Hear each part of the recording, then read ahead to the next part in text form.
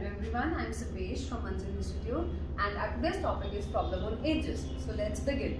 Our first question is, the present age of Mr. Sanyal is 3 times the age of his son. उन्होंने बोला जो Mr. Sanyal की as है वो 3 times है उसके सन की एज की. मतलब अगर उसके सन की एज 1 होगी तो Mr. Sanyal की एज 3 times हो जाएगी. कि कब की बात हो रही है? प्रेजेंट की.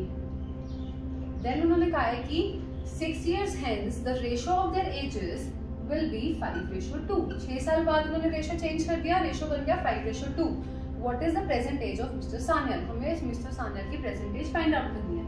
तो फर्स्ट स्टेप इसमें क्या होता है, जब आप दो लोगों की एज को कंपेयर कर रहे हैं, जैसे हमने प्रेजेंट में इन दोनों की एज को कंपेयर किया, तो इनका जो डिफरेंस होगा वही डिफरेंस हमारा 6 साल बाद रहेगा.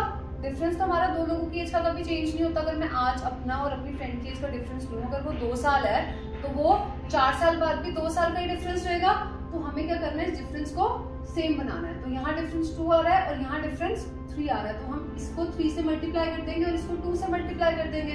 3 3s are 9, 3 1s are 3, 2 5s are 10 और 2 2s are 4. अब यहाँ हमारा डिफरेंस इक्वल हो गया 6 और 6. अब नेक्स्ट जो स्टेप आता है, ये हमारी प्रेजेंट एज की बात हो रही थी और ये 6 साल के बाद की बात हो रही थी. यहाँ कितना है 1, यहाँ भी डिफरेंस 1 है. तो हम ये कह सकते हैं कि 1 मिनट की वैल्यू आपकी 6 years हो जाएगी. या फिर आप ये कह सकते हो कि मुझे इस 1 को 6 बनाना है, क्योंकि एक्चुअल में प्रेजेंट और 6 years के बाद की एज का डिफरेंस 6 ही होना चाहिए. तो उन्होंने मेरे से पूछा है कि what is the present age of mister Sanyal. ये है प्रेजेंट एज 9 पास, तो 9 को 6 से मल्टीप्लाई किया तो आपका आंसर आ जाएगा 54 years. तो मेरी मिस्टर सान्याल की प्रेजेंट एज क्या आ गई? 54 years. मेरा सेकंड क्वेश्चन है, the ratio of the ages of a man and his wife is 4:3. Man and wife की एज का रेशियो है 4:3. After 4 years, the ratio will be 9:7. 4 साल बाद रेशियो 9:7 हो गया. At the time of their marriage, their ages, the ratio of their ages was 5:3. ये कब का रेशियो है? मैरिज के टाइम का.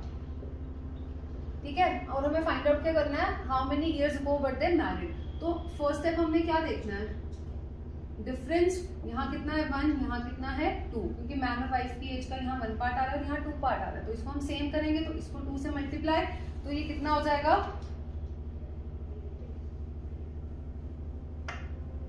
8 और 6, और ये हमारा 9 और 7 ही रहेगा.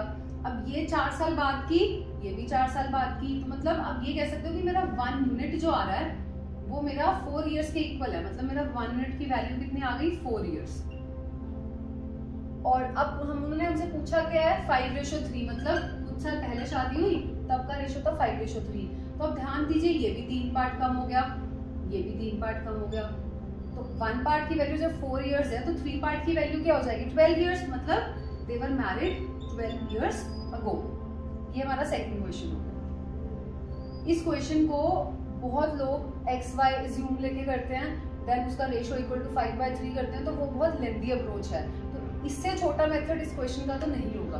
तो बहुत ही अच्छे तरीके से ये आपको समझना है, ताकि अगर एग्जाम में ऐसा क्वेश्चन आए तो आप उसको इसी मेथड से करें. नेक्स्ट क्वेश्चन है, the ratio between the ages of A and B is 5:3. 2 persons हैं, उनकी एज का रेशो है 5:3. The ratio of A's age 4 years ago, इसकी एज 4 साल पहले और इसकी एज 4 साल बाद, तो वो रेशो आपका हो जाएगा 1:1. मतलब सेम हो गया. उन्होंने आपसे पूछा क्या, रेशो पूछा है A की एज का 4 साल बाद और B की एज का 4 साल पहले. तो इसमें हमें लॉजिक क्या देखना है, आप एज्यूम कीजिए आपका कोई पर्सन है, फ्रेंड है, उसकी एज है 22 और आपकी एज है 21. अगर मैं इसकी एज 4 साल कम कर दूं तो वो 18 हो जाएगी, इसकी एज 4 साल से बढ़ा दूं तो वो 25 हो जाएगी. तो यहाँ डिफरेंस एडिशन कितनी आई? 43 और यहाँ भी 43. तो आपने एक चीज पे ध्यान दिया होगा, आपका सम कांस्टेंट है. क्यों? इसकी एज मैंने जितने से कम करी उसकी एज उतने से बढ़ा दी, तो वो फ्लक्चुएट तो नहीं होगा. आपकी जो एडिशन होगा 2 पर्सन की एजेस का, वही कंसेप्ट हमने यहाँ पे यूज करना है. कितना रेशो एडिशन आ रही है? 8 पार्ट्स और यहाँ कितनी है? 2 पार्ट्स. तो मुझे इसे 8 बनाना है, मतलब मुझे इस रेशो को 4 से मल्टीप्लाई करना है. 4 4 5 और 3, ये बन गया. अब उन्होंने आपसे पूछा है कि ये जो 1 यूनिट है, देखो ये 4 years के बराबर हो गई ना, क्योंकि 4 साल पहले की एज और 4 साल बाद, मतलब माइनस और प्लस जो हमने किया, तो 1 यूनिट की वैल्यू हम कह सकते हैं कि 4 years हो गई. तो 5 यूनिट्स की वैल्यू क्या हो जाएगी? 20 और 3 यूनिट्स की वैल्यू हो जाएगी 12. तो मेरी A की प्रेजेंट एज 20 आ गई, तो उसकी A की एज 4 साल बाद क्या हो जाएगी? 20 + 4 24. देन बी के 4 साल पहले मतलब 12 से हमें पीछे जाना है 4 साल, तो वो हो जाएगी 8। तो इन दोनों का रेशो क्या आ गया 3:1। यही थे हमारे एजेस के बहुत इंपॉर्टेंट क्वेश्चन जो कि ऑलमोस्ट हर एग्जाम में इसका टाइप आता ही है। Thank you.